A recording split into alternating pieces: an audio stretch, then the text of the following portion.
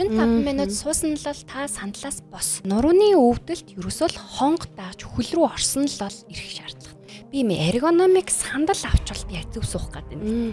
Зөв суух техникийг хэдүүлээ ярих юм бол дохио санамжийн исүсгээгүй гэж огцом очоод даруулаад ч юм уу огцом ингээ алхах хөдөлгөөн эсвэл спиннинг дээр очоод дугуй ингээ амар олон цагаар жиж 7 хоногт 3 удаа 2 цаг дасгал хийснээсээ 7 хоногт 1 цагаар 5 өдөр дасгал хийх нь үений эрүүл мэндэд хэрэгтэй юм аа гэдэг. Тэр стрессний шалтгаантай нурууны өвдөл гэж бас байх нь шүү дээ. Тамхи нурууны өвдөлтөнд яаж нөлөөлдөг юм ингээд амар ойлгомжгүй байгаа.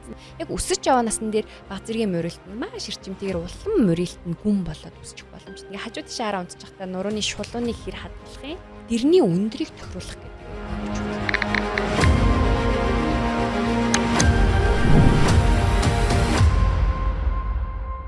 Сайн байцгаана уу? Доктор Грандмед подкаст хэлэхэд бэлэн боллоо. Өнөөдрийн дугаарын зочноор доктор Удал хүрэлцэн ирсэн байна. Ингээд Удал эмчээ та өөрийгөө танилцуулаач. За, бүх үзэгчдээ энэ өдрийн мэндийг хүргэе. За, намайг даваад орж явахдаа Удал гэдэг. За, би Грандмед эмнэлэгт цэргийн засгийн эмчээр ажилладаг. За, өөрийнхөө суралцсан байдлын талаар танилцуулах юм бол би 2013-аас 19 оны хооронд Төв анагаахын шинжилгээ ухааны үндэсний их сургуулийг хүний их эмчээр төгссөн. За тэгээд 19-с 2021 он хүртэл 2 жил цэргийн засгийн төрөлцсөн нарийн мэргэжлийн эмчээр сурч төгссөн байгаа. За тэрнээсээ хойш тасралтгүй 4 дахь жилдээ цэргийн засгийн эмчээр ажиллаад явж байгаа юм залуу эмч байна. Эмчнэр эхлээд 6 жил сурчаад дараа нөгөө мэргэжлээ сонгодог шүү дээ. Энэ дээр та яагаад цэргийн засгийг сонголсон бэ? Ерөнхийдөө нөгөө эцэг эхийн шаардлагаар гэдэг шиг манай аав ээж бол намайг яг эцэслийн эмч, хүүхдийн эмч, эмэгтэйчүүдийн эмч болооч гэж аягүй их санал болгодог байсан. Тэгэнгүүт би өөрөө багасаа аягүй нөгөө аэробик, за тэгээ волейболын спорт, теннис гэл нөгөө спортод аягүй сонирхолтой, дур хүсэлтэй тийм охин байсан.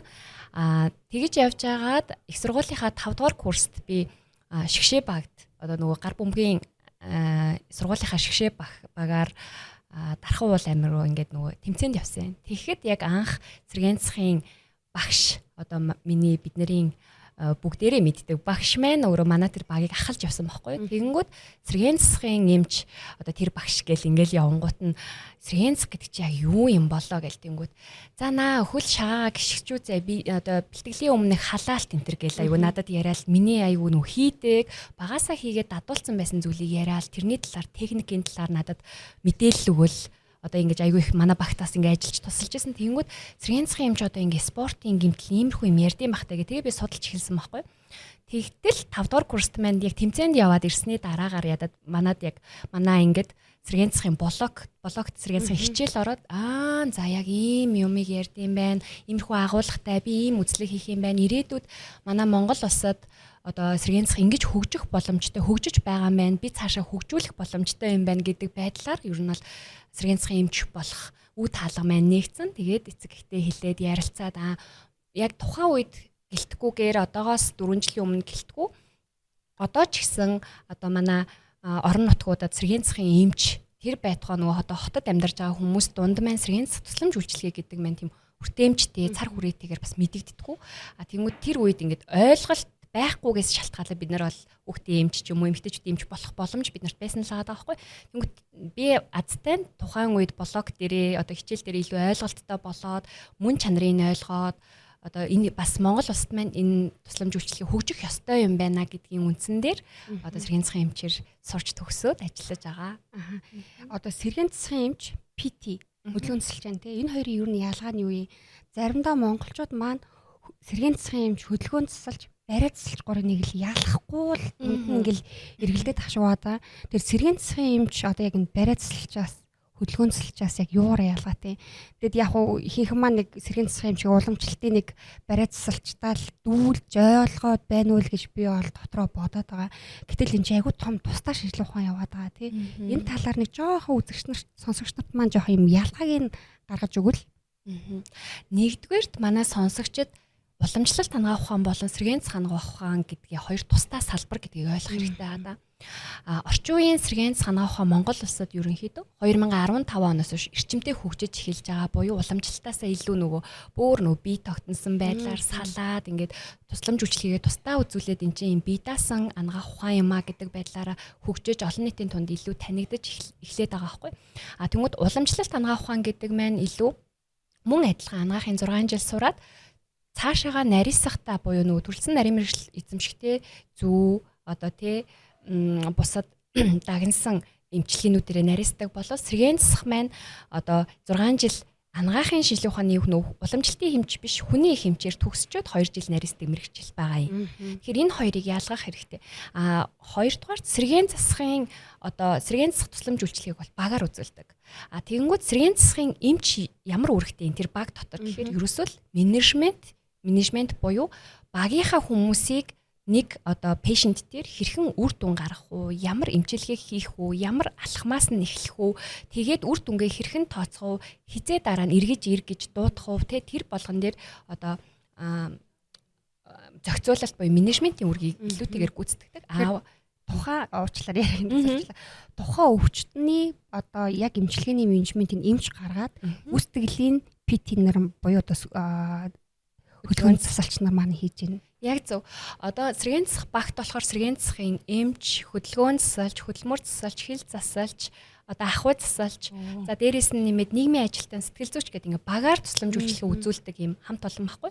Яг хуу хараахан Монгол улсад маань бүгдээрээ одоо сэргээн засах төвүүд дээр ингээд бүгд энэ 10 хуруунд багтахаар мэрэгчлэлтэнгүүд байхгүй нэг нэгээрээ хөгжөөд явж байгаа гэсэн одоо дийлэх сэргээн засахын төвүүд дээр хөдөлгөөн засалч, хөдөлмөр засалч, хил засалч тэгээд цахилгаан эмчилгээний сувилагч гэдэг орон тоонууд бол дийлэн хэрэг хөгжсөн байна. Тэгэхээр эмчийн гаргаж өгсөн нөгөө оншилж өгсөн энэ хэсэг дээр ийм төрлийн одоо өвчин байна. Энэний гаралтай.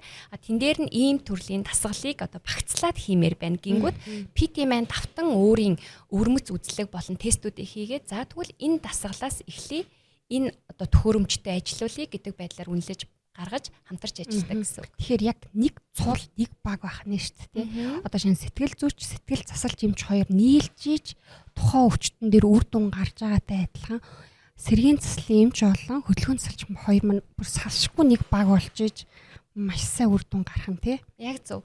Үйлчлүүлэгч ирээд эмч зөв үнэлгээ болон оншийг тогтоох юм бол тэр оншийн дагуу хөдөлгөөн засалч маань зөв дасгал болон эрчмийг тохируулад эмчилгээгээ хийгээ үр дүнгийн сэргээн засахын эмчтэйгээ хамт тооцоод тэгээд дараагийн одоо сэргэлт хэр байна, дараагийн эмчилгээний давтамж хизээ байх уу, эсвэл үргэлжлүүлэх үү гэдгээ багаараа ярилцаж шийдчихлээ явдаг гэсэн. Яг ийм зарчмаар одоо хөдөлгөөн засалч маань хөдөлмөр засалчтайгаа эмчтэйгээ сэтгэл зүйчтэйгээ зэрэг ярилцаад багаар дискшн хийгээл явдаг салбар байна.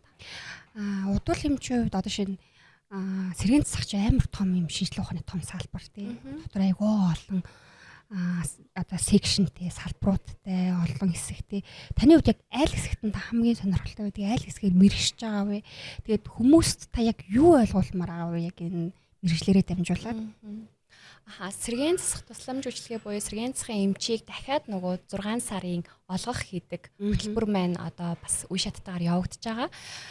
Тэн дундаа одоо яс булчингийн сэргээн засах, эмэгтэйчүүдийн сэргээн засах, хавдрын дараах сэргээн засах, гэмтлийн дараах, хүүхдийн сэргээн засах гэл ингээд төрөлсөн олон салбар байдаг. Тэнгүүд миний хувьд болохоор би яс булчингийн сэргээн засахаар дагнан ерөнхийдөө төснөөс хойш ажиллаад явж байгаа.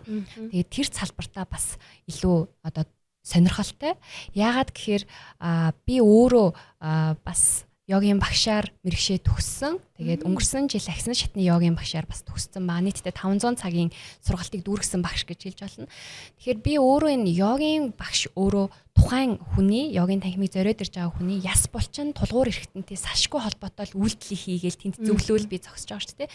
Тэгэнгүүт энэ үйлдэлүүдийг тайлбарлаж авах хүчит надад тэр сэргээн засахын одоо мэдлэг, боловсрал, дадлага, туршлага маань маш их хэрэг болдог байхгүй юу? Одоо яг Яагаад гэхээр би нөгөө өвчлөл дээр нь тулгуурсан үзлэг, оншилгоо, эмчилгээг эмнэлгийн нөхцөлд хийгээд байгаа. Давхар би өвчлөлөөс урьдчилан сэргийлэх гээд ирсэн байгаа хүмүүстэй йогоор дамжуулан ажиллаад байгаа. Тэнгүүд тэр хүмүүст ч гэсэн өвдөх эрсдэлтэй бүлэг хүмүүс ингэж ажиллаж байгаа байхгүй. Тэнгүүд өвдөхөөс нь урьдчилан сэргийлж буй сэргээнцэх төв рүү одоо өвдөлтөнд хүрээд сэргээнцэх төв рүү явуулчихгүй тулд йогийнхоо танхимд ажилладаг гэсэн үг.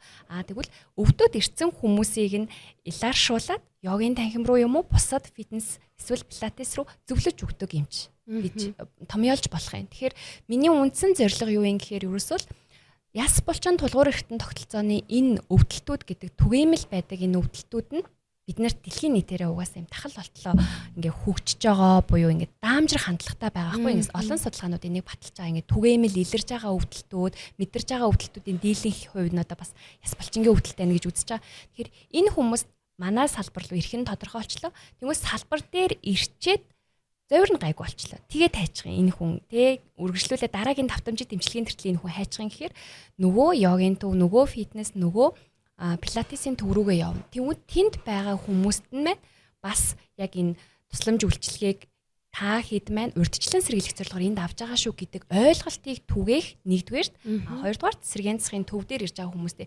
чанартай тусламж үйлчилгээг зөв онцлогоотойгоор хүргэхийг л ер нь зорж ажилладаг да. Жишээ нь саяхан манай нөхрийн нуруу өвдсөн байхгүй юу? Тэгээ яг манай нөхөр бол илүүдэлж юм байхгүй. Ерөөхдөө хийвээ. Тэгээ жоохон хүн юм өрхөөр ингээ нуруу нүгдэд байгаа гэдэг зөвөртэй. Тэгээд бүтээ хөдөлгөөн засалчаад үзүүлсэн чинь тодорхой хөдөлгөөнүүдийг зааж өгсөн. Тэгээд хэсэг хугацааны дараа хөдөлгөөний их болчгоо дахиад үргэлжлүүлээ өвдөд идэг. Ер нь яг ажиглаад таад яг юм нуруу яг манай нөхөр шиг юм нурууны өвдөлтөө залуучууд үлүүд айгүй их байна. Тэгээ ер нь энэ юунаас болоод энэ нурууны өвдөлтүүд үүсэд байна. Ягаад ийм залууч ч юу? Эсвэл бид нар хөгшөрч юу? За энийг яг эмчийн хувьд харж байгаа бас маш чухал нөлөөлөх хүчин зүйл бол хувь хүний амьдралын хэв маяг гэж би бол бодож байгаа. Дэлхийн нийт ч гэсэн энэ лүү ер нь бол өнгийгөө харцсан хизээний тийшээ чиглээд явж байгаа байхгүй. Тэгэхээр нурууны өвдөлтийн шалтгаануудыг ингээд аваад үзэх юм бол одоо цохилт, дөргилт, гимтэл ч юм уу тэрнээс шалтгаалсан нурууны өвдөлттэй хүмүүс бол харьцангуй бага ирдэг. Тэгэнгүүт хүнд юм өргсөн, олон цагаар сууж ажилдаг, хэвлийн таргалалттай, тэгээд дээрэс нь олон цаг машин барьсан, тэгээд ачигч ч юм уу ийм хүнд хүчээр ажил хийдэг хүмүүсийн дунд түгээмэл байдаг. Тэгэхээр эн чинь нөгөө шууд шалтгаан, шууд бус буюу амьдралын хэв маягтай холбоотой шалтгаан давмгай болоод байгаа байхгүй. Тэгэхээр танай хүний хувьд ч гэхгүй нийгэм даяараа одоо олон улс даяараа бид хэдийн одоо энэ сууган ажлын тайп ихсээд байгаа. Ерөөсөө л одоо нөгөө ингэ алхдаг, явдаг ийм активны байдаг хөдөлгөөнүүд нь багасаад нэг юмыг одоо гараас гаргах гээд олон цагаар тасралтгүй тэндээ фокусны анхаарал хандуулад төвлөрч одоо сууснаас шалтгаалаад энэ нурууны өвдөлтүүд ихсэх хандлагатай байгаад байгаа байхгүй. Тийм. Тэгэхээр ер нь бол альва хүмүүсийг үзүүлэх гээд ирж байхад одоо танай хүний хувьд ч гэсэн ингэ үзүүлэх гээд ирж байгаа. Та хэдэн цаг суудаг вэ? Тэн дундаа завсарлага авдаг уу? Тэгээд тэгэж сууж ажилдаг бол тэр ажилсан шигээ чинээтэйгээр эрүүл мэндтэй буюу нуруундаа хөрөнгө оруулахаар та ямар тасгал хөдөлгөөн хийдэг гэдгийг би бол хамгийн түрүү асуудаг. Тэгээд тэр 7-8 цаг сууж ажилдаг шигээ ажилтгийнхаа төлөөс нь 1-2 цаг та тасгал хийдэггүй. Одоо анхаарлыг өөр зүйлд сарниулж булчингаас сулалдгүй, заримдаа булчингаа агшаах тасгал хийдэг бол таны нуруу өвдөх нь ойлгомжтой. Энэ бол ойлгомжтой байхгүй нөө физиологийн хувьд ойлгомжтой болж байна. Тийм. Харин тийм таны нөгөө суудаг хэлсэн чинь биднийх анзаарддаг шиний нуруу айгу сул өвддөг байхгүй юу? Анзаарагдахгүй. Тэгтээ нэг жоохон чилээд байгаа юм шиг тий. Ингээ бодсон чинь би өглөө ажил руу нэг цаг гараа төгжрээд ирж байна. Машинд суугаа. Тэгээ ирээд за нэг 8 цаг дунд нь өдрийн хоол идэх гэж л бараг босч байгаа штэ. Бусад үед нэг ихэнх нь суугаа компьютерээр бараг нүдээ цавчихгүй ажиллаж байгаа. Тэгээд дахиад гэрлуугаа 1-2 цаг яг суугаа явж байгаа.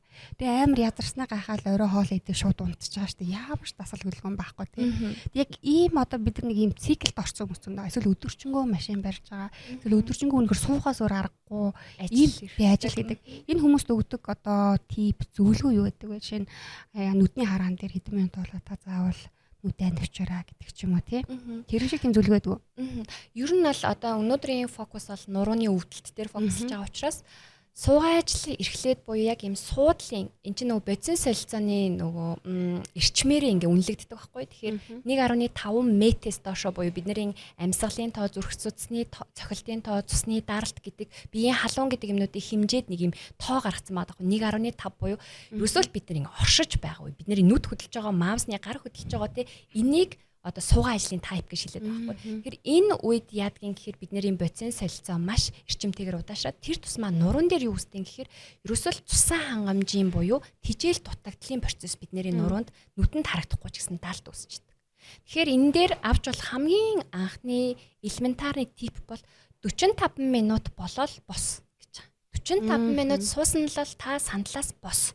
1-2 минут энэ 30-аас 45 секунд энэ хамаагүй та бос эргэн тойрондоо нэг ус аваад буцаад ядаж суу. Энэ үед яадын гэхээр бид нарыг босоо тэнхлэгт ороход бидний нурууны эргэн тойрондоо жижиг булчингууд маань юм хөдлөлт орж идэг. Тэр хөдөлгөөнийхөө нөлөөгөөр бидний нурууны бүтэц гэдэг нэг жир гэвч дийсэг ясны гадаргуу гэж бид нар чи аюугүй мэдээлэлтэй болсон ш. Тэр зүйлүүд маань шимт ижил аваад ингээд нэг ус балгаж байгаа юм шиг мэдрэмж авдаг. Тэгээд эргээс сууд. Тэгэхээр энийг л ер нь хамгийн номер 1 дадуулаач гэдэг. Хоёрдугаар алхам бол тэгэл тэр 45 минут нь жоохон хитрэл тэр дундаа жоохон сонголт хийчихэд эргээс суугаач ч юм уу те. Тэгээд даварч болно. Гэхдээ номер 1-р бидний ухамсартаар дадуулах ёстой зүйл юм хэрэг 45 минут. За болий. 1 цаг болоод заавал бос. Босч чаддгүй маа гэхэд нөгөө түгжрээд явж хат яаж босох юм те. Түгжрэл дунд нь сандалтайгаа ядаж хойшоо хифт сквал сандлын түвшлэг дээр дараад өндий ч юм уу нөгөө ийм шилжих хөдөлгөөн. Сквал бол гизээд ачаа нэг хойшоо мушиграад харчаач ч юм уу. Хоёр тал руугаа ингээ займчичаач ийм нөгөө жижиг ийм деталь зүйлүүдийг хүмүүс мэддэг боловч хийдэггүй. Гэхдээ нурууны өвдөлтийг та барьж авъя, дахилтаас нь сэргийлье гэж бол энийг ухамсартаар сэрүүлэг тавиад ч хамаагүй хийхгүй бол 14 хоногийн дараа, сарын дараа, жилийн дараа таны нурууны өвдөлт өшөө хүчтэй болж танд мэдэгдэх нь тодорхой гэж ойлгож байна. Тэгвэл заавал одоо эмчилгээ хэлэхээс өөр аргагүй гэсэн үг. Аргагүй болно. Эмчилгээний одоо нөгөө цаг зав, санхүүгээ зарцуулаад ирэхээс өөр аргагүй болно. Тэрнээс наан сэргийлэх үр дүнтэй аргууд бол дөнгөж сайн нэмнийг ганцхан тип бол ийм байна. Энэ дээр ялангуяа нөө эрчүүднийх юм айгу хайхрамжгүй, тоомжиргүйгээс болоод нэлийн хүндрүүлэх үе шат руу ингээ орцсон байгаад байдаг. Тэгээ танаар ирж байгаа юу нүүрслүүлэгч нарын хэдэн үе нэрхтэй, эмэгтэй ямар насны хүмүүс вэ? За яг дийлэнх өдөртөө нэг 15 хүн үзлээ гэхэд манай Grand Med эмнэлгийн сэргийн засгийн төвийг зориод ирж байгаа хүмүүсийн 10 орчим нь бол нурууны өвдөлттэй хүмүүс гэдэг. Бусад 5 нь өөр үений өвдөлттэй байх нь шүү дээ. Тэнгүүд нурууны өвдөлттэй хүмүүсийн мэн за 7 биш 6 нэрхтэй орчим 4 нэмэгтэй орчим. Эмэгтэй хүмүүс харьцангуй ингээд нөө бидээ анхаарад явдаг. 7 нь болохоор илүү тийм тээврийн жолон цаг суудаг дарга нар илүү ирдэг юм шиг надад санагддаг. Ер нь яг ингээд компьютер дээр өдөржин суугаад хурал цуглаан гэж байгаа л би ирдэг гэдэг нэг лайфстайлтай тий. Тэгтээ хүмүүс нилээ ингээд жоохон барай заслаар явж байгаад эцсийн мөчөд сэргийн засал руу ирж гинүү да гэсэн надад нэг тийм жоохон хардлаа гадаг байхгүй одоо эргэн тойрны найс нөхөд ах дүүнэр харахад нилээ ингээл тэр бариад сайн ингээ нуруундаа тэр хүн сайн ингээл ингээ яг юм уламжлалт бариар айгүйх явдаг. Тэгээд нилийн сүүл сэргийн засал руу нилийн одоо хүндэрсний дараа сэргийн засах хэмжээр очиод байгаа юм шиг надад одоо санагдаад байгаа. Миний хувьд нэг хүзүү айгүй хөшдөг. Яалаа ойлгомжтой айгүй удаан сууж ин тий. Тэгээд би ч бас нөгөө бариан дээр очиод тэгэл бариулаад хуулаад бум тавиулаад тий. Тэгээд саяхан нэг сэргийн засахын эмчтэр цаг авч очиод 15 минут надад дээр массаж хийсэн байхгүй юу. Тэгээд миний одоо хүзүүний өвчин байхгүй болсон. Би амар гайхсан. Яаж ийм богино хугацаанд энэ хүн зүгээр болох ч вэ? Ч одоо цаг нухдаг эзтэй гэл те. Гэтэл яг тэр нөгөө эмчийн өөрийнх нь хийж чад тэр техник булчинд үзүүлж байгаа тэр даралтыг тааруулж байгаа тэр бол үнэхээр өөр юм байлээ. Тэгэхээр би бол яг өмнөх шигээл нөгөө сэргийн засахын эмч яг хүмүүстэй адилхан хэдий дангаахын салбар дотор ажиллаж байгаа ч гэсэн те бусад хүмүүстэй яг адилхан л мэдээлэлтэй байхгүй. За сайн бариач дээр очивол гайгүй болчих. Сардач юм уу те нэг удаа очичвал айгу гайгүй. Гэтэл сэргийн засахын одоо энэ чинь айгу том техник одоо тэгээ дээр нь шинжилгээ ухаан явж байгаа юм байна гэдэг өөрийн бие дээр мэдэрсэн. Тэгээд сэргийн засах гэдэг бол үнэхээр чухал одоо яг шинжилгээ ухааны нэг хэсэг болжээ гэдгийг ингээ мэдэрсэн ба. Тэгээ энэ дээр таны хувьд ингээд нэлээд цаг алдсан жоохон эрт ирсэн бодол арай дээр ээжтэй ч юм уу тийм одоо таны хүчний түүхүүд дундаас тийм тохиол байдгүй. За ингээд аваад үзэхээр ямарваа нэг эмчилгээг болол альва анагаахын салбарт ажиллаж байгаа хүн бол үүсэх нь би бол буруу гэж боддог. Одоо нөгөө мэрэгчлэрээ ингээд жил ирэх тусам ажиллахаар нэг нэгнээ үүсгэх, дэшин доош нь хийх, тэр эмчилгээнд очихгүй байсан байна гэдэг дээр бол надад айгүй тийм цензуртай ханддаг болсон. Тэнгүүд би барай засал эмчилгээг бол хүмүүсээ оч гэдэг. Гэхдээ хамгийн гол нь ямар үе шатн дээр очиж байгаа гэдэг чинь айгүй чухал. Танд ямар эмнэл зүүн шинж тэмдэг илэрсэн байгаа юм. Хөнгөн эмнэл зүүн шинж тэмдэгтэй нэг өнөөдөр завиргүй хэрнээ маргааш нэг юм булчин жоохон чангарсан шинж тэмдэгтэй бол окей, тэрийг барьж дээр очиж суллуулад буцаад ингийн амьдралдаа шилжчихэд бол тэр завир харьцангуй багасчдаг буурна. Окей, болно.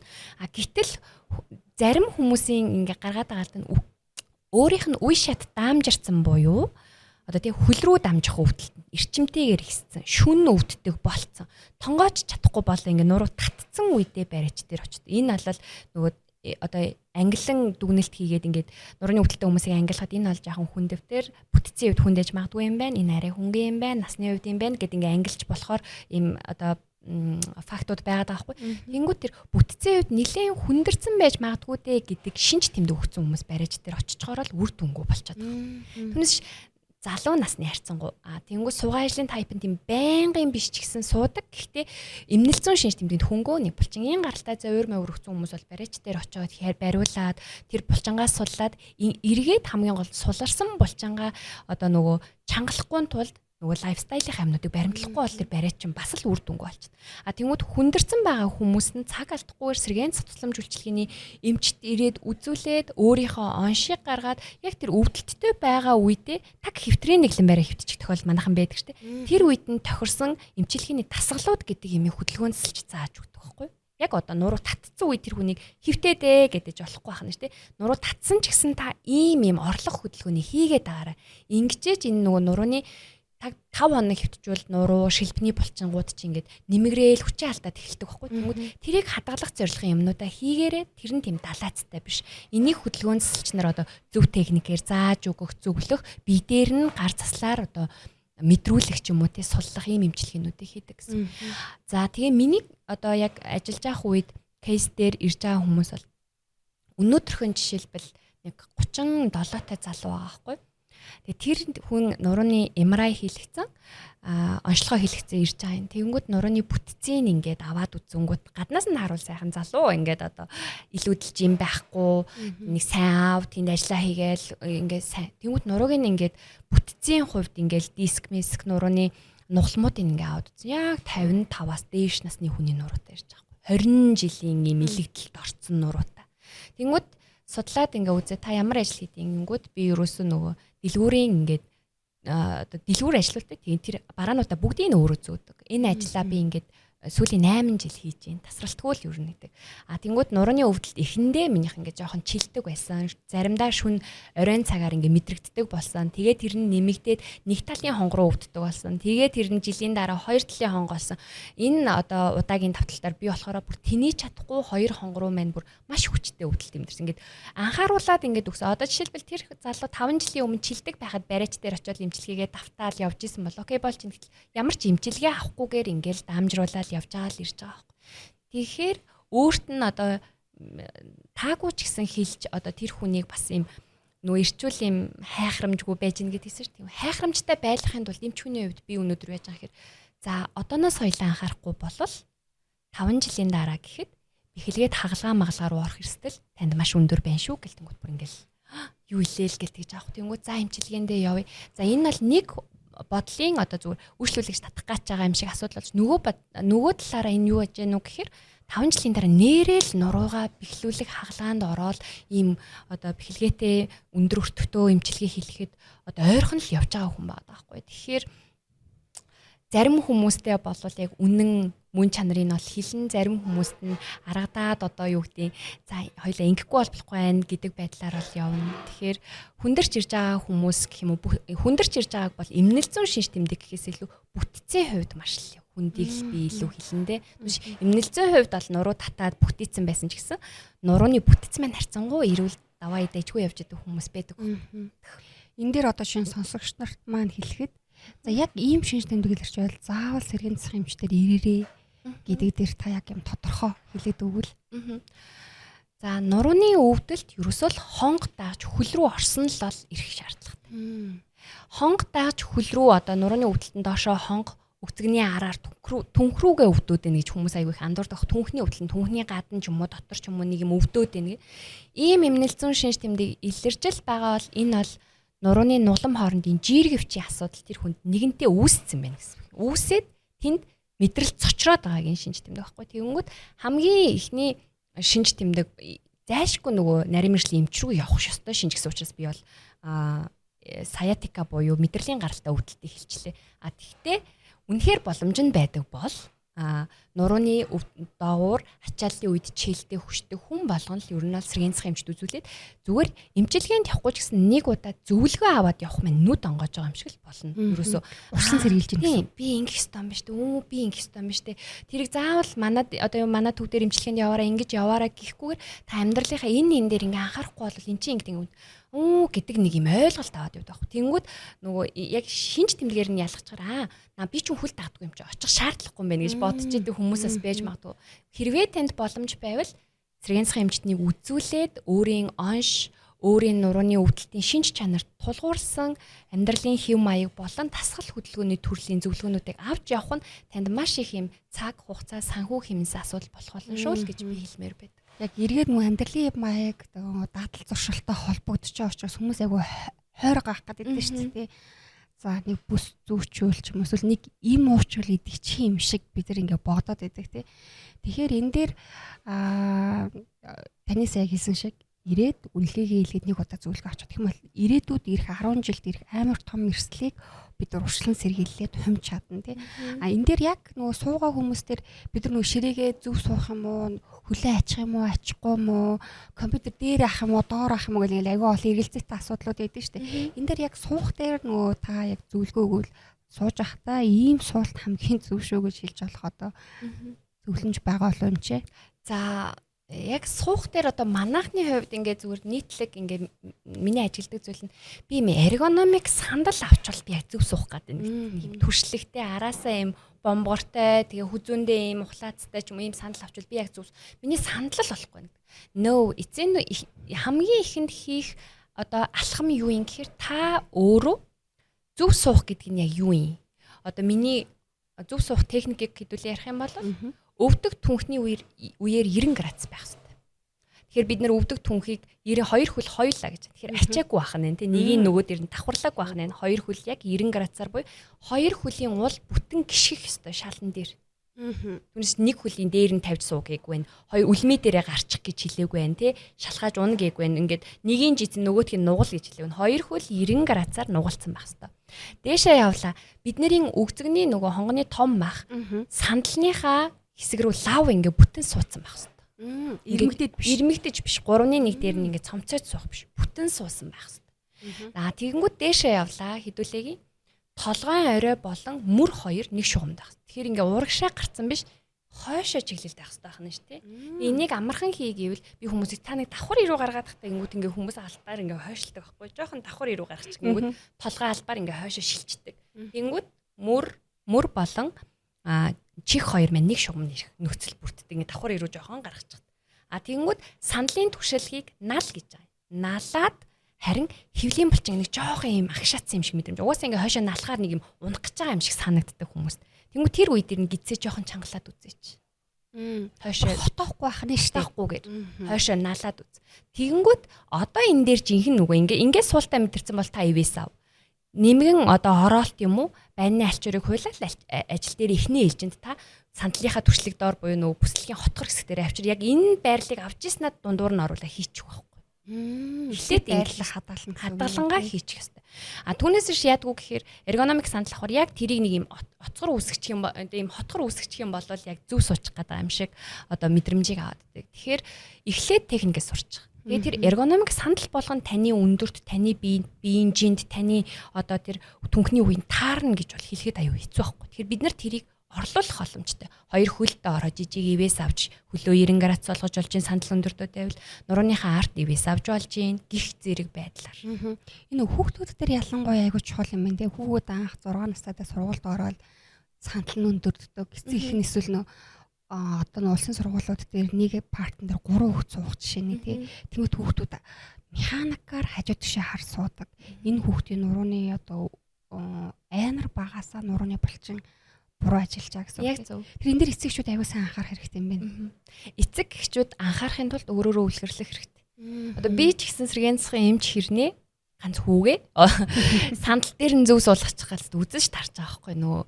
За үбэлээ тий багш нь анхаарч чадахгүй тэр 27 8 хүүхдэд тулж ажиллаад юм бол 2 цаг ч юм уу цаг хичээлээ хийж би тэрийг ингээд толгоорон жоохон ч гэсэн эн чинь нөгөө ерөөсөл ухамсар тухайн ажиллаж ижил хүн тэрийгэ татаж хойшоо наалж ингээд цэг сүн. Түнэс ухамсаргүйгээр зүгээр ингээд цэг суучдаг юм хүн бол ховор үнэхээр тэрийг 3 5 жил дадуулсан бол окей за би яг ингээд зөв суугаадахыг гэдэг байдлаар явдаг. Тэгэхээр нөгөө хүүхдэд дадуулах гал яг байгаа үедээ буюу нөгөө өөрөө гэрт очиж за миний хүний зөв сууч. За хөлн доороо ингээ эвээс авчих гэл ингэнгүүт хүүхд аягүй дургуутдаг. Ингээл нөгөө энэ яа дамбэ багш ингэж хэлээгүй байхад та яага ингэж идэв л гэдэг хичээлээ нөгөө тухтаа их гэдэг тийм. Яг зөв нөгөө яагаад гэхээр бидний нуруу хүзүүний булчингууд мань нөгөө буруу суух байрлал да. Одоо хамгийн тухтай өөрт бол тухтай санагддаг. Гэхдээ яг нөгөө ясан дээр дискэн дээр очиж ачаалал энгийн байрлалаас 2-3 дахин ихсчдэг байхгүй. Тэгэхээр нөгөө хамгийн гой хүн сэтгэл ханамжтай буюу юм гоё л амттай мэдчихвэл гоё гэдэг чинь гоё л байрлал тавил надад тэр нуруунд дээр даралт хамаатай байна уу хамаагүй байна уу октоосо байдлыг энийг эхлээд насанд хүрчэд буюу эцэг их ухамсарлаж өөрөөрөө одоо тий сууж захтай за ээж нь ингэ суучлаа гэдэг байдлаар үлгэрэхгүй л бол хүүхэд хүлээж авахнаас хэцүүлээд юм билээ. Тэгээ дээрэс нь мэдээж нөгөө ерөнхий боловсролын сургууль тийм одоо сэргээн засгийн гэлтгүүгээр одоо хөдөлгөөнсөлч нар маань чамаагүй ингээд үе шаттай сургалтуудыг хийх ингэх одоо бодлогын түвшинд иймэрхүү юм явуулах аюу хэрэгтэй л байна л та.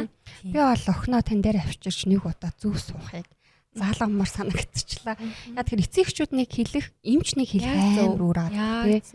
Тийм учраас ядаж сэргээн засгийн одоо манай сэргээн засгийн төв болол сэргээн засгийн эмч үзлээ оншинд нь тохирсон тасгал хөдөлгөөнийх нь үнэхээр нөх хөдөөнөөс ирсэн магадгүй холоос ирсэн гэдэг хүмүүстэй ингээд нэг удаагийн сэргээн засгийн эмч үзлэг болон хөдөлгөөнцлийг бас хэрэгжүүлэл явдаг. Тэр чинь ингээд оргүй байснаас хамаагүй тэр нэг удаа ч гэсэн ороод та ингэж орноос босоороо ингэж суугаараа дээрэс нь та ойрын хугацаанд буюу нэг ойрын 3-7 хоног иймэрхүү тасгал хийж аваад ирээрээ гэдэг байдал айгүй чухал ахгүй. Тэнгүүд яг тэгвэл насан туршдаа тэр тасгалаа ганцхан сурсан юм хийгээд яваад ижил болохгүй юм гэхээр нурууны эргэн тойрны булчин альва булчингийн санах ой болон томрох хугацаа хүччих хугацаа чинь өөрөө хязгаартай тэрнээсээ цаашаа ахиулахгүй болдгоо гэсэн үг. Тэгэхээр юм байна. 3-7 хоног нэг юм хийчихэд зайшгүй сэргээн засгийн эмчтэй 3 сарын дараа ирээрээ гэхээр тэр хүнийг ингээд нөгөө бас дуртайдаа авах гал ингээд байгаа зүйл биш. Тэр хүнийхээ нөгөө дараагийн шатны юмнуудыг заахгүй бол дандаа хийдэг юмаа хийдэг шиг ингээд яваад иж болохгүй. Тэгэх юм бол нурууны эргэн тойрны булчин,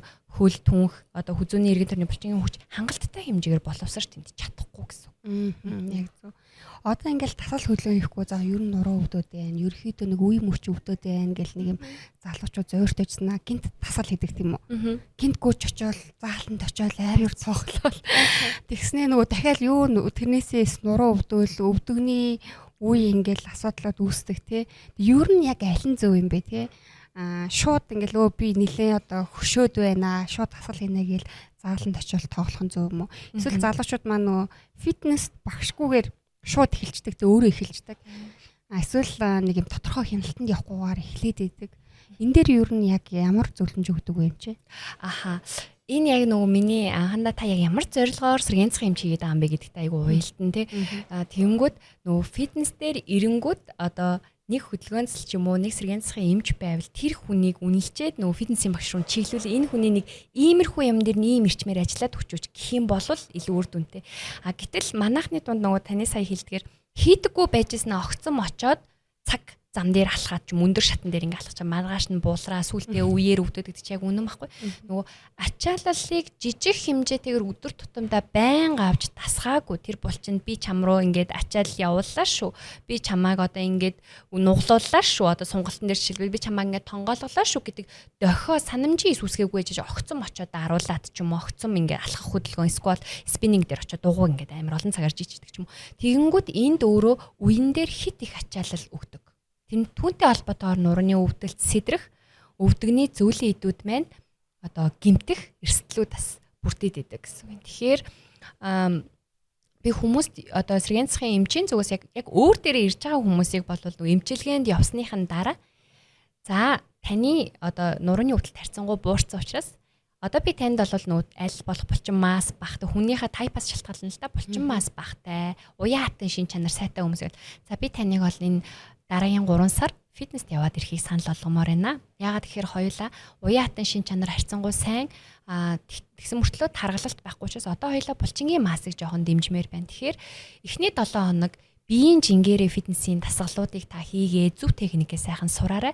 Тэрнээс хойш 2.5 кг-аас эхлүүлээ 7 хоногоор ингээд килограммаа багаар нэмээд яваарай. Хэрвээ танд 2.5 кг-ийн жинтэйгээр альва нэгэн дасгалыг хийхэд нуруун дээр, өвдгөн дээр өвдөлт мэдрэгдвэл тэр ачаалал танд нэгдүгээрт ихтэж чинь. Эсвэл болол та техник буруу хийсэн байна гэж тооцсон. Тэгэхээр энэ хоёр юм танд илэрх юм бол зогсоогоод коуч багштай хичээлэх юм уу эсвэл жингээ хасаад хийгээд үзнэ. Тэгэхэд зовир чинь буурчих юм бол таны жин ихсэжсэн байна гэж тооцоод 1.1 кг-аар ч юм уу дахиад дасгалаа эхлэх нь байна ч юм уу. Ийм анхан шатны ойлголтыг эмчтэр ирэнгүүтэн зөвлөө авч би ингээх ёстой байна гэх тэнгууд нөгөө хүмүүс ч одоо орчин үед нөгөө интернет, сошиал платформуд нэлээд хөгжсөнтэй холбоотойгоор ийм төрлийн дасгал хийвэл тэр булчин руу орох юм байл. Тэгэхээр би эннийхээ жинг ингээд тохируулчвал зүгээр юм байна гэдэг ойлголтыг авчдаг байхгүй юу. Тэгээд эмчилгээнд явж исэн хүмүүс бол яаж анхэр хөдөлгөөн засал болон альва нэгэн дасгалын төрлийг нуруундаа өвдгөндөө зориулаа хийсэн хүмүүс бие мэдрээд эхэлчихдэг. Ядчил би хөлөө өрөхөөр миний энд чангард юм байна. Би хөлөө ингээр миний энд сунд юм байна. Би нэг гараа ингэчүүл миний энд татагддсан байж гэдэг мэдрэмж аавна гэдэг нь аюул чухал байхгүй. Гэтэл хүмүүс ийм би эрхийн уруутай мууч гэдгийг анзаарахгүй явж явжсэн очоод 10 хурууг зэрэг ажиллалаа юм жижиглэр үе өвдөх нь ойлгомжтой. Тэгэхээр тэр мэдрэмжийг авч юмар багаар тасгаж хичээлэх гэдэг нь аюул чухал. Тэгвэл нурууны өвдөлттэй хүмүүс тэр мэдрэмжийг сэргээн засахын баг буюу хөдөлгөөн засалж, хөдөлмөр засалч нар болон барай заслын эмчнэр одоо хүмүүс маань олгочоод фитнесийн зал руу зөвлжөнгүүд би энэ дасгалыг надад эвгүй байдаг учраас би арай жоохон багаар ороод үзье гэдэг мэдрэмж ухаан үйлчлүүлэгчд байна. Нийлжинд мэдээлэл авчгаа өөрийгөө үнэлж хэл гэж штэ. Тэрний дараа та хөсөн дасгалаа хийж болно. Тэгэхээр бид нар бол огцомдоод идэв юм байна. Огцомдоод хэтрүүлээд идэв юм байна тий. Ер нь дийлэнх хандлага нь бол хэтрүүлэх хандлагатай байдаг. Тэгээд баг зэргийн өвдөлт өгсөн ш тэрийг тоохгүй хөндрүүлэх эрсдэл. Харин тий. Их хийвэл илүү сайн гэж ойлгоод байна шүү дээ тий. Тэгтэл одоо ч сүүлийн үеийн судалгаанууд дээр их хийхдээ биш хамгийн гол нь тогтмол тууштай баг хийх гэдэг юм гарч чаддаг шүү дээ тий. Одоо 7 хоногт 3 удаа 2 цаг дасгал хийснээсээ 7 хоногт 1 цагаар 5 өдөр дасгал хийх нь үений эрүүл мэндэд хэрэгтэй юм гэдэг. Цаашлаад үе гэхгүйгээр цаашлаад нөгөө халдварт бус өвчин болох таргалалт, чихрийн шижин, хавдар төсд эмгэгүүд, хавдар төсд эмгэгүүдийн эрсдлийг бууруулах юм гэдэг батлаа. Хоёлаа подкастны ихэнд ер нь бол энэ нурууны өвдөлтөн дээр амьдралын эв маяг авих нөлөөлөд байгаа гэж та хэлсэн шүү дээ тий. Тэгэхээр ер нь яг амьдралын эв маяг гэж сүүлийн жилүүдүүд энэ олон улсын судалгаагаар ер нь ингээл бид нар мэдэн штэ амьдралын маяг гэл. Гэхдээ ер нь яг ингэж онч хэлвэл юу юм бэ ер нь?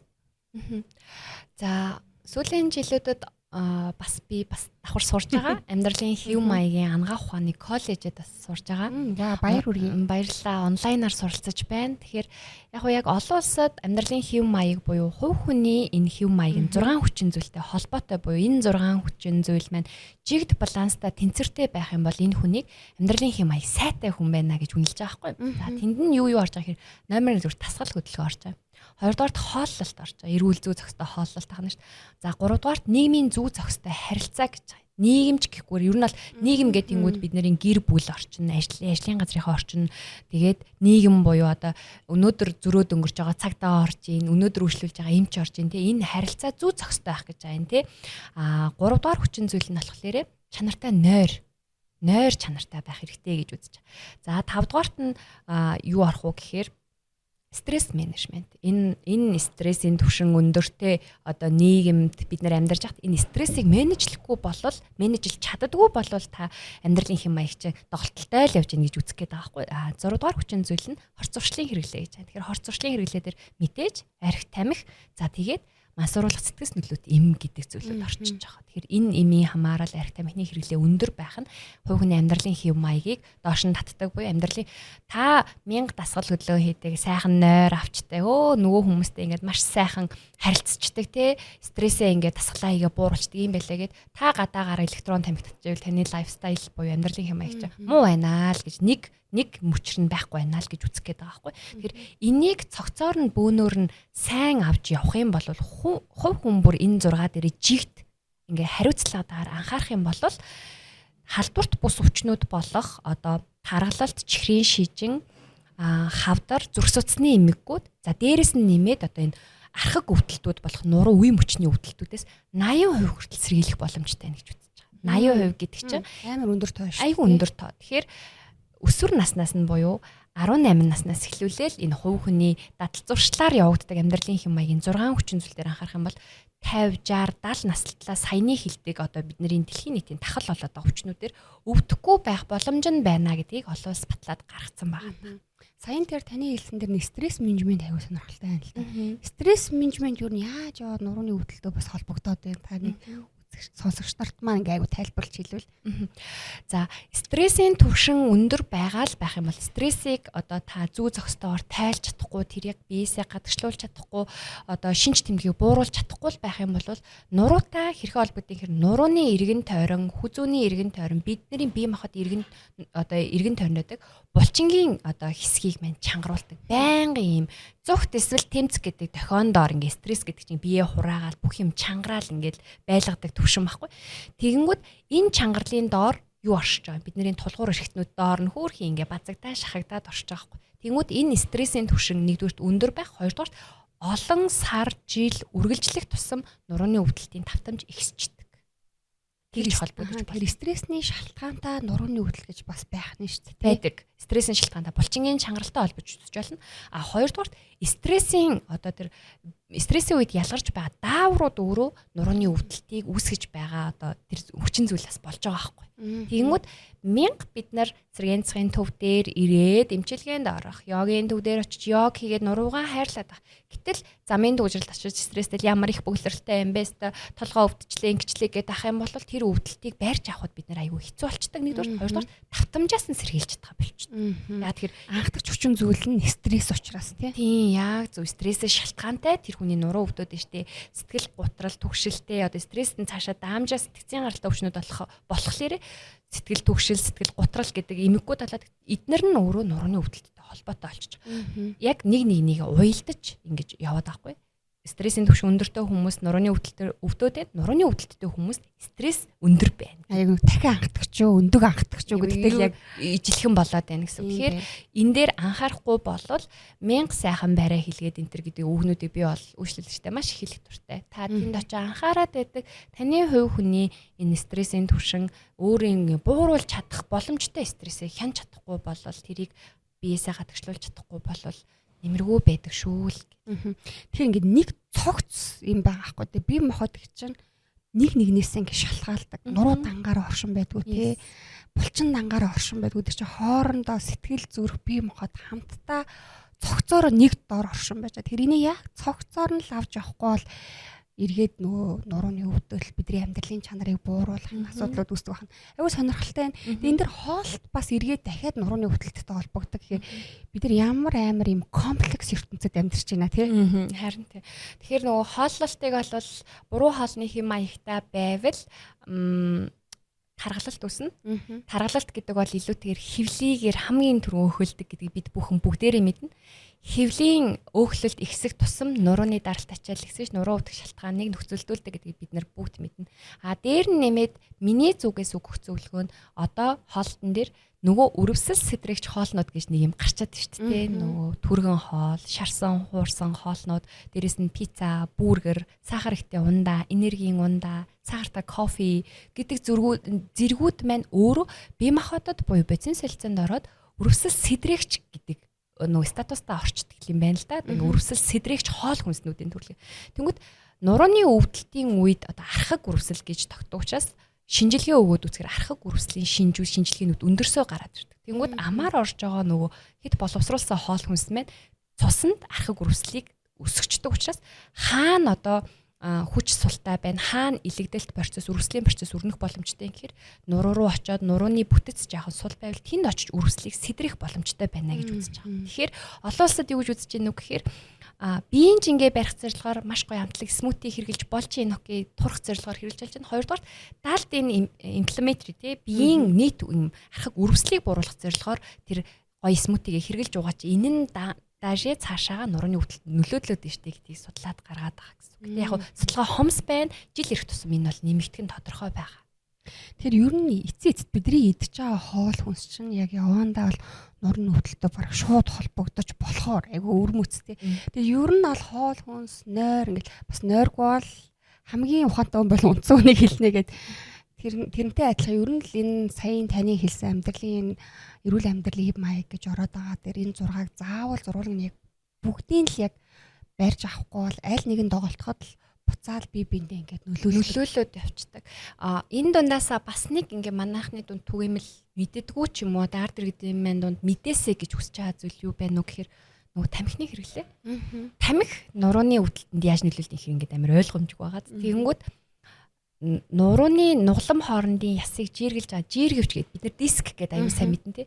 Тамхины тэр никотин дагуулгадж байгаа нэгдлүүд нь тэр дискийн юм гоё цулцгаар желатин шиг байдаг ийм хөсгөр бүтцийг хатааж хорчилгож илэгдүүлж яадаг гэдэг нь батлагдаад байгаа. Тэгэхээр бид нар нас нь яваагүй байсан ч буюу 50 хүрээгүй 60 хүрээгүй байсан ч нурууны диск доошоо суугаад байна гэдэг нь суудлын ажлаас гадна цаашлаад та электрон тамхины хэрэглээ тамхи татдаг хүмүүсийн хажууд ажиллаад ах юм бол тэрмэн далд утгаараа нөлөөлж л байгаа. Тэгтэл нөлөөлөөд нөгөө жиргэвч нь хатуураад явж байгаагийн суурин дээр бид нар огцом тонгоо хөдөлгөөнийг хөдлөөд өгье гэж хэлээ штанг татаа өргөчээ. Хагарчих эрсдэлтэй. Нэг хүндхий мэжтэй туслаад өргөчээ тонгоолоо тэр маань цуурчих эрсдэлтэй. Ерөөсөө л гимтлүүд маань ингэж үсээд байгаа байхгүй. Түүнээс ш тэрийг одоо юу гэдэг хаг дартал нь нэг амар хүнд юм өргөдөг давтамж бол зарим дийлэн хүмүүст ховор штэ. Тэгэхээр бид нар бол суурийг үүсгэж явж байгаад техникийн үед буруу ачааллыг жоохон нэмэгдүүлэхэд тэнд эрсдэл үүсчихэд байна л гэдгийг бас ойлгох хэрэгтэй байна. Юм нөхөртөөгөө хамт нөө хөдөлгөөн цэлтэр очсон чинь хамгийн түрүүнд нэгтэн гэд бичсэн рецепт дээр нүгжээр ус уух гэж байгаа юм. Тэгээ би хараад уул нь би оол хөдөлгөөн бичиж өгнө гэж бодож байсан чинь нэгт ус уух гэж байгаа юм. Тэгэхээр ер нь бид нар амар завгүй байна. Ус ууч завгүй юм чинь. Тэгээ ус ер нь нурууны өвдөлттэй яаж холбогддог юм бэ? Тийм. Нурууны өвдөлтийн одоо нөгөө өвдөлтийг гол үүсгээд байгаа юм. Би сая нөгөө дискийн гаралтай өвдөлт хөл рүү дамжсан өвдөлт илэрхэл юм бол та хүссэн хүсээгүй эмчтэр зайшгүй ирнэ гэдэг нэг үг хэлсэн шүү дээ. Гэхдээ чилж байгаа хүн ч гэсэн ирээ зөвлөгөө авчихад бол гэмгүй гэсэн. Тэр бол яаралтай очих одоо онцлуулах шинж тэмдэг мөн шүү гэдэг би тохиолдсон. Тэнгүүт тэр нөгөө диск гэдэг бүтцийн маань 80-аас 90% нь усрахаг байдаг байхгүй. Усрахаг юм шингэн агуулж идэг. Тэгэхээр гадна талаас нь усыг хангалттай хэмжээгээр амаар тэр чи одоо ингэж бамбалцсан юм шингэн зүйлийг бид нар нэг бодлын гаднаас нь л усалж одоо чийгэлж өгөхгүй юм бол хэцүү шттэ. Тэгэхээр бид нар юм өгч чадах зүйл нь болохоор амаар шингэн ууж тэрийг нэмэгдүүлэх нэгдүгээр, хоёрдугаарт яг хуу цахилгаан эмчилгээ буюу физик эмчилгээний аппаратыг яг нурууны түвшинд бай газар нь явуулахаар тэнд цусан хангамж ингээд халалт үсээд ч юм уу одоо магадгүй тийм юм үсээд цусан хангамжийн хэмжээ хэвийнээсээ 4-5 дахин ихсээд тэнд очиж байгаа шингэнлэг бүтцэд маань шимтгижээлийн боц очих боломжийг олгож өгдөг гэсэн. Ус уу гэдэг маань тийм байна. Тэгээд нөгөө бид нар физик эмчилгээ хийгээд гадна талаас нэг гоё шимтгижээлийн боцуудыг авах боломж нь олсон чинь хэрэг байхгүй байвал тэр хүн хангалттай хэмжээний шинэ дэжлэлтэй хоол идэхгүй байвал эсвэл хангалттай хэмжээний ус уухгүй байвал бас дахиад эргээд үр нөлөөгүй болох нь шүү дээ. Тийм. Тэгэхээр физик эмчилгээний аппараттай хамтаар нь цогцоор нь усан дээр нуух идэж байгаа хоолн дээр нь анхаарч явах нь энэ чинь комплекс эмчилгээ юм аа гэдгийг тэр хүнд аюу сайн ойлгуулах хэрэгтэй буюу ярилцах хэрэгтэй. Яг мэдээж 5-10 жилийн дараа энэ илүү түгээмэл болоо хүн болго анхаардаг болохыг үүсэхгүй. Гэхдээ тэрнээс өмнө ингээ хүмүүс маань үе шаттаар хит хүндэрсэн ирмэргүй л байгаа хгүй. Нэг хүн ойлгочоод тэр өсвөр насны гэр бүлд өсвөр насны хүүхдэд хилээл дамжуулаад ингээ бид нар жижигэр сэргийлэх юмыг хийжэл байхгүй болвол. Саяхан нэг манай найз ирчихсэн. Дүүн гэртээ компьютер тоглодог. Одоо ер нь бол дийлэнх яг энэ за нэг 17 18 настай хүүхдүүд айгу урт цагаар компьютерийн хойноо айгу удаан сууж компьютер тоглож ийн стрим хийж ийн тий. Одоо бидний мэдэхгүй нэг тийм ертөнцөө шүү дээ тий. Тэгээ тэмцээнээ бүр өрөөндөө ороо хаалгаад. Тэгээ айгу олон цагаар суудаг. Тэгээ суухдаа ямар хөдлөөд зүгээр 2 тишээ нуруугаа хөдлөгдөг. Тэгээ нэг удаа хөдлөж жагаад гаццсан. бүр яг гацсан. Гэрт нь хүн байхгүй. Тэгээд одоо ерөөс хөдөлгөөж чадахгүй. Тэгээд ийм одоо кейстэй өвчтнүүд дээр ямар зөвлөгөө өгдөг вэ? Эрүүл яаралтай л одоо им лөө рүү явахаас өөр аргагүй бах тийм. Ер нь тийм нуруу татцсан гэдэг чинь нөгөө хөвтөж чадахгүй, унтчих чадахгүй, нойлорч чадахгүй, хоолоо чивтэйхэн суугаад идэж чадахгүй, ажил хөдөлмөр эрхлэх боломжгүй болчихж шүү дээ. Тэнгүүд энэ бол нөгөө ямар ч нөгөө өдөр тутмын үйл ажиллагаа хязгаарлаад байна гэдэг маань зайшгүй эмнэлгийн нөхцөл бараадах нь бол зөв. Сэргээн засах багийн зүгээс энэ хүмүүст ямар тусламжуулах үзүүлэлтийн гэхээр хамгийн богино хугацаанд энэ хүнийг им тэгшхэн байдалд оруулахыг л зорддог. Ер нь бол ингээд бүхтээцэн ирж байгаа хүнийг шулуун чиглэлд оруулахыг л зорддог. Хамгийн номер 1. Яагаад гэхээр бүхтээсэн байрлалд байгаад байх юм бол нөгөө дискийн даралт ачаал мань хэвийнээсээ өөр байрлалд тэр хүн ороод удчих юм бол ачаал нилээн л аваад үргэлжлэлт амжих гэдэг учраас шулуун байрлалд буюу нөгөө цэх байрлалд аваачих маань бидний нурууны нуглам болон жир гөвчтөр ирж чадалт хамгийн бага байлгадаг позишн ахгүй юусэн юм шүү. Чамайг яагаад цих суу гэдэг. Яагаад бити ингэ бүхтийгээд яагаад ингэж анхэр нөгөө нугламын дунд оршиж байгаа бүтэц дээр маань хамгийн бага даралт хичээл эрүүлэх байрлал дээр л таныг аваачих гал ивээс аваад ингээ жоохон хоттойлгочоос таныг жоохон давхар ирүү гаргачаач гэж зүйлээд. Тэгэхээр эмчилгээний хамгийн номер 1 зүгээр тактик бол бүхийдсэн байгаа хүнийг ийм шулуун байрлалд оруулах л гэж ойлгож. Шулуун байрлалд оруулсны дараа тавтан үнэлгээ хийн. Тэр хүүхдийн нурууны өвдөлт нь булчингийн одоо удаан сууснасаа сууж ингэж компьютер тоглолтоог ажил хийдгээсээ шалтгаалаад чангарсан юм уу, суларсан юм уу гэдгийг үнэлээд чангарсан бол чангарсны сулна, суларсан бол суларсны чангална гэдэг эмчилгээний дасгал руу нөгөө ихцэрсний дараа үнэлгээ хийгээд дахин ордог ч юм уу. Тийм ер нь бол тэгэж үе шаттаар эмчилгээнүүдийг явуулж. Тэгэхээр эцэг эхчүүд маань хүүхдүүдэд аягүй сайн анхаарах яг юм цаг үе байна л да. Ялангуяа нэг 14 5 та хүүхэд нилээн бие дагаад тэгэхээр эцэгчүүдийн хараа хянал нилээн сулардаг. Тэгээ тэр үед хүүхэд яг зөв сууж гин үү, олон цагаар сууж гин үү гэдэг дээр нэг анхаарал айгу бага болчдаг. Тэгээд яг нөө өсвөр насныхан буюу яг энэ 17 8 их сургууль руу орохын өмнө айгу олон цагаар бас сууж хичээл хийгээд идэг тий. Шөнийн 4 хүртэл хийдэг. Тэгээ өглөө босоод дахиад хичээлд явдаг гэж байгаа байхгүй шалгалтанд бэлдээд. Энэ үед төр ч гэсэндээ бид нар бас хүүхдүүдтэй маш сайн анхаарах ялангуяа тэр сууж байгаа тэр суудлын айгу сайн анхаарах позишн дээр нь анхаарах шаардлагатай. Тэгэнгүүт бас өсвөр насны хүүхдүүдийн дийлэнх одоо ингээд анхаарал татгууц юм нь юу байгаад байдгийг гэхээр өсвөр насн дээр өсөж байгаа насн дээр нурууны өөрчлөлт магадгүй морилт маш эрчимтэй нэмэгдэх хандлагатай байдаг. Тэгэхээр энэ насн дээр нь илүү анхаарчаач гэж хэлмээр байдаг нэр үнэндээ. Тэгтэл 25-аас дээшээ болоод ирэхээр нөгөө өсөлтийн зоон энтер зогсоод нэг юм тогтсон өндөрт орчгоороо тэр нурууны морилт дахиж нэмэгдэхгүй нэмэгдэхээ болоод эхэлдэг гэсэн үг. Яг өсөж яваа насн дээр баг зэргийн морилт нь маш эрчимтэйгээр улам морилт нь гүн болоод үсчих боломжтой. Тэгэхээр таны хэлдэгтээ би бол яг санал нэг байна. Позишн дээр нь анхаарахаас гадна одоо бидний эцэг эхчүүдийн номер 1 анхаарах зүйл нь ядчил зөв байрлалд оруулаад тэрийг үргэлж ээлдэхээр сануулад ингмээр байна гэдэг зүйлсүүдийг нь хажуунаас нь хэлэх нэгдүгээрт хоёрдугаарт үнэхээр та тэгж чадахгүй болол эхний ээлжинд эмнэлгийн байгууллага дээр нэг хандаад зөвлөгөө хүүхдтэй face to face олгочих юм бол ой эмч чинь тэгж хэлсэн шүү гэдэг эмчийн гэсэн шүү миний хүүхдийн үр дүн ийм шүү гэдэг байдал дээр одоо акцент өгж харилцах юм бол илүү нааштай хандах болов уу гэж би бас бодчих. Яг өчигдөрхөн над дээр 12 настай нурууны мөрөлттэй охиныг ээж нь дагуулж ирсэн. Тэгээд ээж нь аягүй санаа зовж байгаа байхгүй эмхтэй хүүхд одоо ингээд нуруу нэг тал руугаа мөрийчхад одоо тэр тал руугаа арцаг хазаана тэр хэмжээгээр одоо том болоо хүүхэд мөхтэй болоход одоо хэцүү байдал үүснэ гэд нөгөө туулаад үзсэн ч юм уу те ингээд зөндөө олон мэдээлэлтэй ба насан турсан эмэгтэй болол тэгж харж байгаа гэтэл тэр охин тоосон шинжгүй ингээм нурууныхаа одоо мөрөлтөг тоохгүй шүү дээ. Тийм тоохгүй. Би хичээлээ хийдэг. За би зөв суучяа л гэж байгаа байхгүй. Тэгэнгүүт тэр хүмүүст одоо миний баримтлсан тактик юу юм гэхээр нэг харьцдаг хөдөлгөөнцөлчтэй бол одоо яг нэг очдог. Яг энэ сколиозд таарсан дасгалын хийлгээ хянуулаад тоог нь ихсгээд багсгаад энд нь тохирсон хөдөлгөөнцөлчтэй болоод байнгын ажил. 7 хоногт нэг эсэн чамаагүй, 2 эсэн чамаагүй.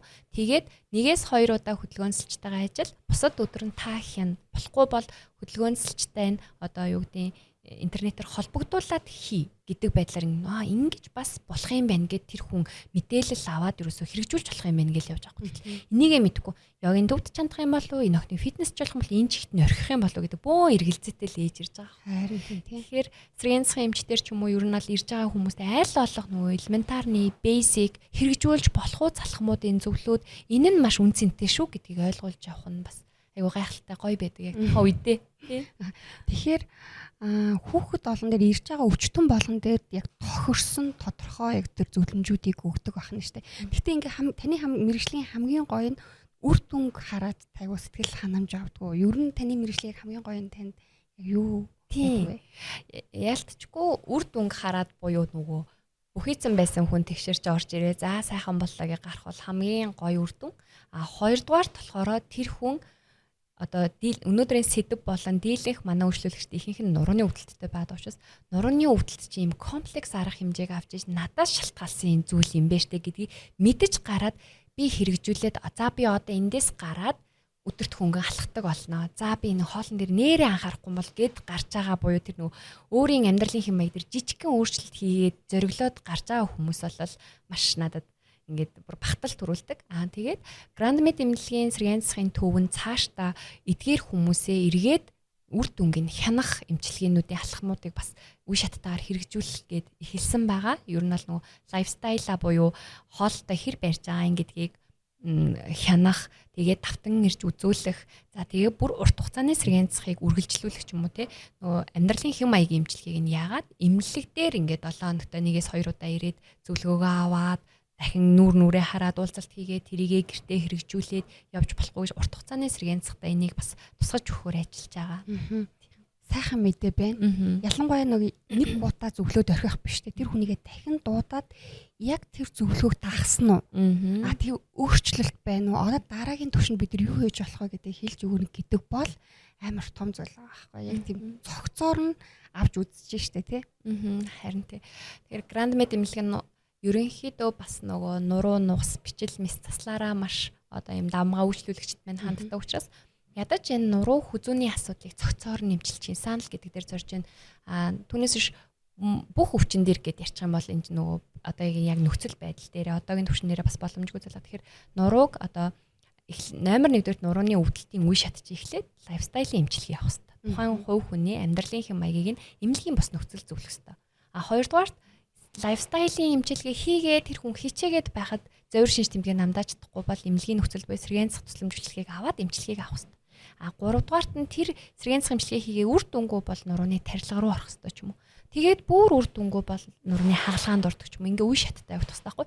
Тэгвэл манай монголчуудын дийлэнх нь одоо энэ амьдралын хэв маягийн эмчилгээ хийлгэхгүйгээр сэргээн засах дээрээ зарим нь эргэжгүйгээр дараагийн шатлал руу явах тохиолдол байна. Гэхдээ энэ нь бас урван хамааралтай ажиллана. Хагалгаанд ороод хагалгааны дараа сэргээн засах дээрээ сэргээн засахаас лайфстайлын эмчилгээ зөвлүүлж аваад тэрийг хэрэгжүүлээд гэртээ одоо харьдаг ч юм уу те. Яг ингээд биений нөхцөлдүүлэх учраас одоо яг үйлчлүүлэгчтэй та энэ үе шатн дээр ирсэнгүү гэхээс илүү тодорхой одоо үе шатны эмчилгээг нь авчаад эргээд ургуулад яаж нөгөөх рүү чиглүүлж өгөх вэ гэдэг байдлаар нь бас ажиллаж байна. Ер нь эцсийн цэг нь амьдралын хэв маяг. Тийм. Яг тэнцэнээсээ л эхлэлтэй өвдөлт, өвчин, зовиур байгаа учраас амьдралын хэв маяг дээрээ л айгуу сайн анхаарчих юм бол та одоо 10 жилийн дараах тэр нурууны хагалгаанаас урьдчилан сэргийлж чадна. Боломжтой болж байна гэдгийг хэлээд дэлхийн нийтээрээ хэлээд ингээ хөөе энийгээ янзлаач ингээл да гэж ер нь бол явж байгаа.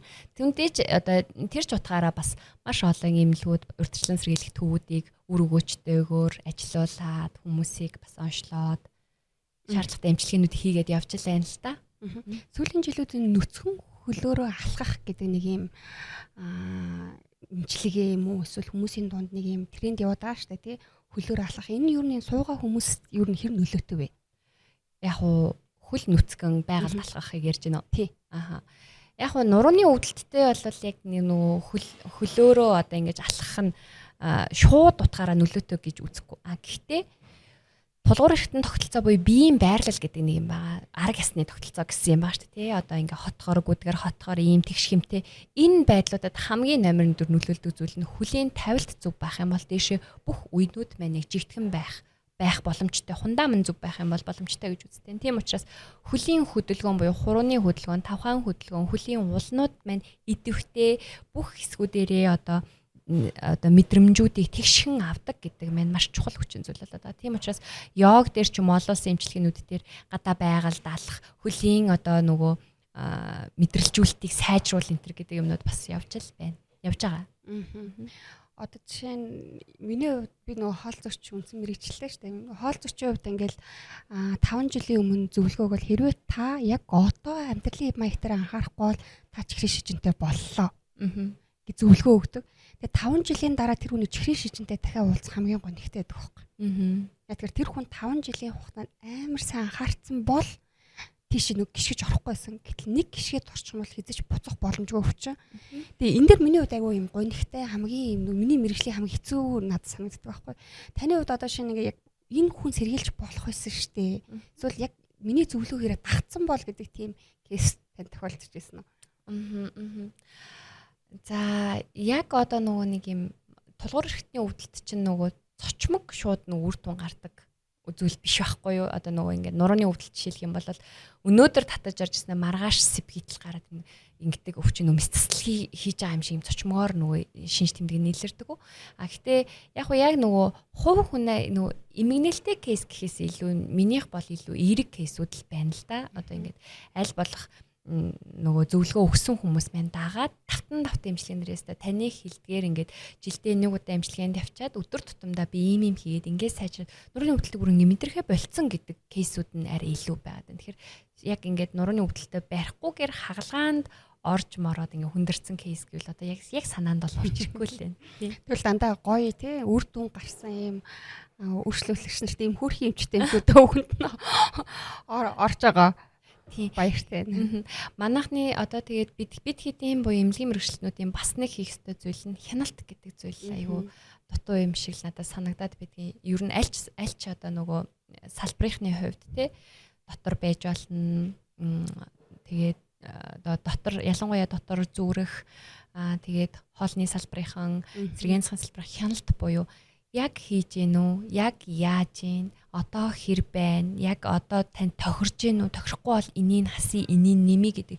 Тэгэхгүй ингээд зөвлөө одоо манайхны зөвлүүлээд орхино гэдэг юм чи аягүй хүсчихэд шүү дээ. Тэгэхээр тийшээгаа одоо бид нэг нарийсаа салаад хянalttайгаар тэд нэрээ ингээд хэрэгжүүлэхгүй л одоо яг сайн таны хэлдэг шиг 5 жилийн өмнө чихрийн шижингийн урьдчил ингээд би болчиход 5 жилийн дараа ирж тэр дунд нь тэр хүн 5 жилийн хугацаанд ямар юмтай тулаад бүдрээд босоод хэрэгжүүлэхгүйсэн бид нар мэдэхгүй нөгөө ингээд өнгөрчөөд байгаа байхгүй тий. Тэр ийшээ л ханцуу шамлаж орох ёстой л шиг надад санагдаад байгаа да. Тэгээ зөвлөгөө өгөхтэр янз бүрийн техникүүд байдаг шүү дээ. Ялангуяа монголчууд одоо жоохон дунд иргэм насныхаа илүү загнуулж жоох юм хийх гэдэг байгаа юм шиг надад бол санагдаад идэв. Залуучуудад илүү жоохон аргадуулах, тайлбарлуулах, шинжилгээ ухааны үндслийг илүү ойлгуулах шаардлагатай юм шиг надад бол санагдаад байдаг. Таны хувьд одоо жишээ нь зөвлөгөө өгөхтөр яг ямар техникүүд ашигладаг вэ?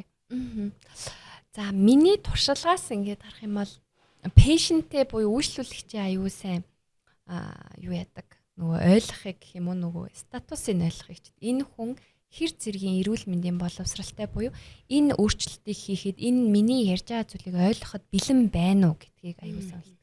Тэгэнгүүт энэ ур чадвар маань одоо сүүлийн жилүүдэд илүү л хөгжиж байна. Өмнө нь бол тэгж үнэлэхгүйгээр бүгдэнд нь өгч хийсэн л гэж бүх мэдээлэл өгч юмсан гэл тий. Та ингэж болохгүй, ингэж болно, ингэж болохгүй, тэгж болохгүй. Одоо ийм хичүүл яг болно гэдэг ингээд нөгөө бүх төвшний хүнд нэг одоо нөгөө одоо юмар ингээ өгч байгаа юм шиг л ингээд таны хувьд бол ингэмээр энийг хийгээрээ ингээд тэр хүмүүс миний ярьсан юмнаас ингээд 10% нь ойлгож байгаа. За би ямар ч нэг юм онштой байна гэж гарч аччихэ тий. Тэнгүүд одоо хүмүүсээ ингээ харж байгаа. За энэ хүний асууж байгаа асуултууд хэр байна? Энэ хүн миний өгсөн зөвлөгөөг хүлээж авахд бэлэн байна уу? Тэнгүүд олон улсад бас ингээ нөгөө өөрчлөлт хийхийг ингээд илтгэдэг тийм нөгөө үнэлгээний арга байт юм байна л да. За яг энэ хүн энийг хэрэгжүүлнэ одоо магадгүй нурууны өвдөлтөнд тодорхой хэмжээнд намтчлаа. Гараад хоолн дээр анхаарна гэдгээ яг үнэн хэлж одоо хэрэгжүүлэх боломж хэрэг нэг та хэр өөртөө ихтгэлтэй байна гэд яг хоолоо яг өдрийн эдэн цагт ийм хоол идмээр байна. Ерөөсөө ийм хоолнуудыг нэг 14 хоног хязгаарлалчаад нэг удаа идээд дахиад 14 хоног хязгаарлах байдлаар явхад хэр ихтгэлтэй нэгмүүд зарим нь одоо тий 1-10 хүртэл үнэлэр ингэвд 4-5 дээр байгаа хүмүүс энийг би бол хэрэгжүүлж тэрнээс найдлага тийм бэлэмш байна. Найдлага авах хэрэггүй буюу ер нь энэ танд ашигтай шүү гэдэг байдлаар өгөх. Тэгвэл 7 гингүүд за окей өглөө эм мэдээ, орой эм мэдээ. За ингэчээд 14 хоногийн дараа уулзаж юм. Иймэрхүү байдлаар одоо ингэж явдаг техник нь жаах ингэ өөрчлөгдөж байгаа юм уу. Тэгэхээр нөгөө хувь хүн буюу эмчтэй ч гэсэн энерги зарцуулалт одоо юуны хувьд ингэж бид нар ч гэсэн хүн шүү дээ. Тэр хүнээсээ ингээд маш их юм зөвлчлээгээ хүлээж идэл ингээд нөгөө ингээд цаасаа нөгөө бацаа таваа гардагтай ижилхэн бохгүй ингээд хэсгээ гардаг. Нөгөөдөл нь бүр нандагна баг скотчдох нь аргагүй л ингээд яг энийг дагнаа гэж гардаг ч юм. Тэгэхээр ийм л менежийг одоо бас сурч байна да. Тэгэхээр Grand Med эмнэлгийн үйлчлүүлэгчдийн хувьд бол харьцангуй одоо миний харжаар яг эмнэлгийн онцлог гэж бас байгаа. Яг аль одоо хөдөө орон нутгаас илүү хүмүүс ирж байгаа эмнэлэг байна уу? Эсвэл бол яг хотын оршин суугчид илүү ирж байгаа хүмүүс байна уу гэдгээс шалтгаалуулаад хүлээж авах байдал нь бас арай ялгаатай юм шиг надад санагдаж байгаа. Grand Med эмнэлгийн хувьд бол үйлчлүүлэгчид нь бол илүү эрүүл мэндийн боловсрол бол маш сайтай. Тэгээд алхам хийхэд бэлэн хүмүүс ирж байгаа гэж би хардаг. Тиймдээ ч одоо яг нэг урт хугацааны эмчилгээ зөвлөхөд ингээ хүлээж авах байдал нь аюу нааштай хэрэгжүүлэх магадлал нь өндөр хүмүүс болохоор илүү үр дүнтэй эффективнээ санагдаж байгаа. Эмч хүнд одоо яг юм хэрэгжүүлэхэд бэлэн хүн ирэхэл хамгийн одоо юм хамгийн амттай хоол идэж байгаа юм шиг тийм хамгийн хайртай өнтөгөө болзоонд явж байгаа юм шиг мэдрэмж байдаг. Тэгээ саяхан над дээр аягүй сонирхолтой эхнэр нь дагуулад нэг хүн ирсэн. Тэгээ манай хүмүүс сонсохгүй байхгүй дээгүүр доогоор хараад тий. Тэгээ би өөрт нэсэн. За та яг хэрэгжүүлэх гэж байна уу? Хэрвээ таныг хэрэгжүүлэн гэвэл би зөвлөгөө өгье. Хэрвээ та хэрэгжүүлэх үйл би зөвлөгөө өгөхгүй би юм ярихгүй. Тэгсэн чи манай хүн нилээн боцноо. За би юу хэрэгжүүлэе гэж бодож байна. Тэгэхээр би та хэдэн үе хэрэгжүүлэх ингээ асуусан. Би нэг 70% хэрэгжүүлье. Тэгэхээр би 70% хэрэгжүүлвэл би тань зөвлөгөө өгөхгүй гэсэн чи хэдэн одоо байвал чанд болох би нэг 80% байвал над болох гээд байна гэх. Тэгээ хоолн дээр бас юм байдаг. Тухайн хүнд бид нэр зөвлөгөө өгдөг. Тэгээ тэр хин хийдэг вэ гэвэл тэр хүн өөрөө хийдэг байхгүй юу? Өөрөө хийж иж үр дүн гардаг. Тэгээд би бол нөх хүүхдүүдтэй ажиллаад аягүй дуртай. Яа тэгэхээр хүүхдүүд дээр үр дүн гардаг. Тэгээд нэг 80% хэрэгжүүлэхэд ерөөхдөө бол маш хурдан үр дүнгууд гардаг. Тэгээд ер нь эмч хүний, хоол зүсч хүний, хөдөлгөөн цэцэлч хүний хамгийн чухал юм нь үйлчлүүлэгч нь үр дүн гаргадаг гэх тээ. Тэр бол бидний одоо баяр баясгалан хамгийн жаргалтай юм учраа одоо. Таны хувьд бас өнөөдрийн ярьсан ярианы хүрээнд өөр нэмэлтээр хэлмээр санаа бас илэрхийлмээр одоо сонсогч нарт бас хэлж өгмөр байгаа зүйл байвал тийм өнөөдрийн сэдвтэйгээ уялдуулаад хэлвэл сая бид хоёр бол маш олон ярьлаа те давтаж олон ярьлаа. Тэгэхээр нурууны өвдөлт гэдэг яг энэ сэдвийг буюу нурууны өвдөлттэй хүний эмчилгээг хэн хянах, хэн хийх, хинээс шалтгаантай юм гэдэг нь 80% нь өөрөөс нь шалтгаантай. 20% нь л тухайн эмчийн одоо хөдөлгөөн цэцэлчийн зааж өгж байгаа дасгал, 20% нь оншилж өгж байгаа техник, 20% нь хийлгсэн эмрайч нь л байдаг байхгүй. Бас зөвлөж өгж байгаа эмийн эмчилгээ 20% нь. Үлдсэн 80% нь тантай хамааралтай байдаг. Таны идж байгаа хоол хүнс, таны шүнд унтж байгаа, унтахтаа авж байгаа нойрны цаг, таны архи тамхины хэрэглээ, таны стрессээ бууруулж чадаж байгаа үр дүн, таны 7 хоногт хэдэн удаа ямар төрлийн хөдөлгөөн хийдэг, таны дээрэс нь стрессийн түвшин хэр өндөртэй ажилдаг буюу нийгэмд стрессийг хэр ингэж дагуулж харилцаа чинь хэр байнг сэтгэл ханамжтай амьдрч чаддсан юм уу гэдгээс чинь нурууны өвдөлт маань буурдаг. Буурдаг буюу тэрийг хянах боломжтой. Буурдаг гэж бол хэлж болохгүй. Давтамжаас нь сэргийлэх боломжтой. Тэгэхээр нийтлэг хандлага нь одоо манай эмнэлэг дээр ч гэхэлтгүй сэргийн засгийн эмчнэр дээр ч одоо ирж байгаа хүмүүс нь бол танаас та сайн бичээд өгчвөл, та сайн шаардлагын аппарат биччихвэл, та сайн дасгал заачвал би ингээд ирэх гээд байна гэдэг. Тэгэхээр энэ дээр л битгий та буюу биднээс шалтгаалсан зүйлийг маш их акценттаар битгий бодороо танаас өөрөөс чинь шалтгааллах зүйлийг одоо зүйл маш их байдаг. Хамгийн гол нь та тухайн үзэж байгаа эмчээсээ өөрөөс шалтгааллах зүйлийг нэгт нэгэнгүү асууж сураарай л гэж хэлмээр. Манайхан бол тэртлийн одоо ингээд нөгөө би яаж унтах хэвтэй, би яаж одоо юу гэдэг ямар дасгал хийх хэвтэй, би одоо цаашдаа яах хэвтэй ингэж нөгөө юм асуудаг хүн айгу ховроод за гэд ингээд нөгөө хаалттай асуултаар үйлчлүүлэгчд маань ингээд өөрийгөө ингээд төгчээд дуусгачих байгаа юм шиг надад санагдах байхгүй. Тэгэхээр би яг яаж 7 хоногт ямар дасгал хэдэн тоогоор ямар яаж гэдэг юм нэг асууд тэр асуултыг нээлттэй асуулт асууд эмч бол бэлэн л сууж идэг гэж хэлмээр байна. Тийм нөгөө тухайн өвчтөн тухайн үйлчлүүлэгч хэр их юм асууж хэр их юм мэдмээр байгаа шалтгаалаад эмчээс айгүйх юм гарах боломжтой байдаг тий. Тэн дээр нэг асуулт орхигдуулсан байна. Нойр яаж нурууны өвдөлттэй холбогдоод байгаа. Бид нар унтахтаа ер нь зөв байрлал гэж байгаа юм чи. За олон улсын судалгаанаас үзэхэд Ер нь бол хэвийн хүний нойр 7-9 цаг хангалттай чанартай нойр авах хэрэгтэй. Чанартай нойр гэдэг нь юу хэлж байгаа юм гэхээр шүн ямар нэгэн байдлаар аль болох сэрхгүйгээр дээрэс нь өглөө сэрэхэд сэргэг сэрж байгаа бол тэгээд 7-9 цаг унтсан бол та сайн унтж байна. Чанартай нойрыг авч чадлаа гэж үнэлнэ. Тэгэнгүүт нурууны өвдөлтийн нойртой хэрхэн холбогддгийг гэхээр сайн нойр аваад эхлэхээр нурууны эргэн тойрны булчингууд маань ямар ч нөгөө татах хүчний эсэргүүцэлгүйгээр ингээд дэлхийн татах хүчний дагуу сулрах боломжийг нэгдүгээрт олгож яадаг гэсэн. Хоёрдугаарт бидний тэр унтах байрлал тэр суларч байгаа нөхцөл дээр нь тэр биеийн позишн буюу байрлалыг зөв авчих юм бол маш гоё эффективний үр дүн гарах гэдэг байхгүй. Тэгэнгүүт унталтын байрлал дээр аваад үзэх юм бол бидний баган нуруу гэдэг бүтц бол ерөөсөө хажуунаас нь буюу чихэн талаас нь харуул S маягийн бүтцтэй. Араас нь буюу дагцнаас нь харуул юм шулуун л байх хэрэгтэй. Тэр унтж байхдаа бид нар ингээ хажуу тишээ унтж байхдаа нурууны шулууныг хэр хадгалах юм. Тэгээд дээшээ ингээ хараа унтж байхдаа нөгөө S маягийн бүтцийг хэрхэн хадгалах юм гэдэг дээр акцент өгөх хэрэгтэй. Тэгэхээр дээшээ хараад ингээд тэгш гадаргуу дээр бид нар хөвтгээд S маягийн бүтц буюу хүзүүн дээр нэг хотгор, бүслэгийн дээр нэг хотгор гарна шүү дээ. Энэ хоёр дээр хотгор байдаг. Бусдуул нь юм пүмбүр бүтц шүү дээ.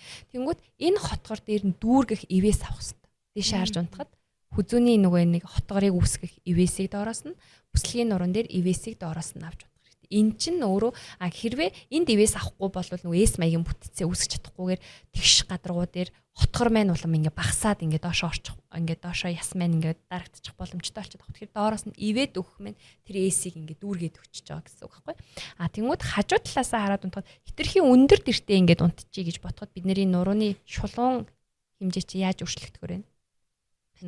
Доош болчих юм. Дээшээ нуруу ийм шулуун хажуу талаас шулуун унтахад бид нэр өндөр дэртээ унтчих юм бол энд ингээд дээш өргөгдчихөж байгаа учраас хүзүүний хэсэгтээ бид нэр энэ шулуун байдлаа алдаад энийг дээш энэ талаас нь өргөжчихөж байгаа байхгүй. Тэгэхээр дэрний өндрийг тохируулах гэдэг юм айгүй чухал байдаг. Нэгдүгээр тэгэхээр дэрний өндөр хит ийм өндөр биш буюу хүзүүний энэ хэсгийг дүүргэсэн энэ чих тавьж байгаа хэсэг нь арай намхан дэр ч юм уу байх хэрэгтэй байна. Хоёрдугаар хажуу тийшээ харж унтахад бидний түнхний үеинүүд яадаг. Атигаад унтахад дээрээ давхралтчдаг.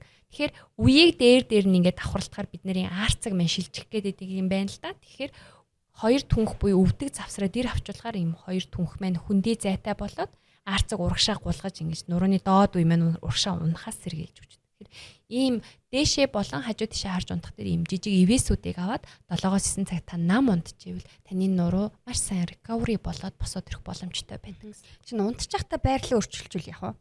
Болно. Тийм хүмүүс нөгөө дадал суугаагүй байна гэсэн үг. Тэр нөгөө багасаа ингээд доошоо хажуу тийшээ мушгирч унтахлаар тэр хүнд эвтэйхэн байдаг учраас тэгэхээр ядаж унтаж эхлэх үедээ зөв позишн дээрээ дээшээ харж хэвтээ ивэсээ аваад хэвтэх нь ашигтай. Тэгэнгүүт та хэрвээ шүн сэрж байгаа бол дахиад нөгөө позишнд орохыг хичээнэ. Шүн сэрэхгүй бол яг та ямар ч байдлаар хамаагүй унтна. Хамгийн гол нь сэрүүн байгаа үедээ дээшээ харж хэвтээд ивэс авч хэвтэх юм нөгөө ухамсартай байгаа үедээ ивэсүүдээ авч зөв техникийн дагуу хэвтхийг эхний ээлжинд дадуул. Тэр нилийн өөрөөс хичээл зүтгэл гарах нь тийм. Ялангуяа унтж байхад би бол доошоо харж унтах учраас дээшээ харж унтах аяг хичээдээ. Тэгэхээр доошоо хараад унтчих юм шиг нэг тийм мэдрэмж төрөл доошоо харчдаг байхгүй. Тэгэхээр эхний нэг хэдэн өдрүүдийг амар хичээж дээшээ харж унтаад сураад тэгтээ даддаг бах тий. Ухамсартай байгаа үедээ тэр нөгөө дадлуудыг хэрэгжүүлнэ гэсэн үг.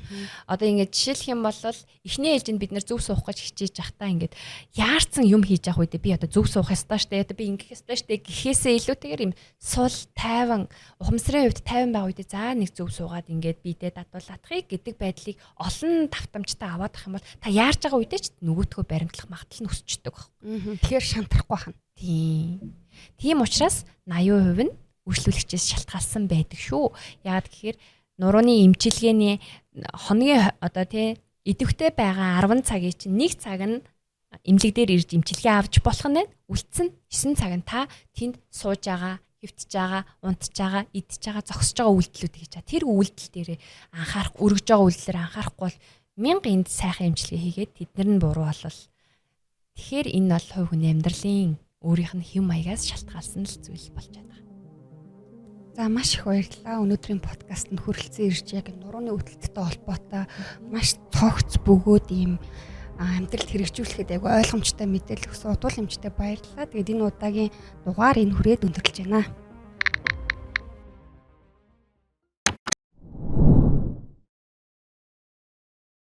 Намайг Дүлгүн гэдэг. Би 36 настай. Би сүүлийн 10 жил өдрийн бараг 8 цаг сууж ажилладаг, ажил хийж байгаа. Өглөө гэрээсээ ажил руу, ажлаасаа гэр рүү өдрийн 2-3 цаг төгжиж очдог. Гэтэл сүүлийн 2 жил миний нуруу багаар өвдөж эхэлсэн. Би ингэсгээд гайгүй болчих واخаа гэд бодсон. Улам л өвдөд байл. Тэгтэл нэг өдөр гацчихсан. Тэгээд эмнэлэгт үзүүлсэн.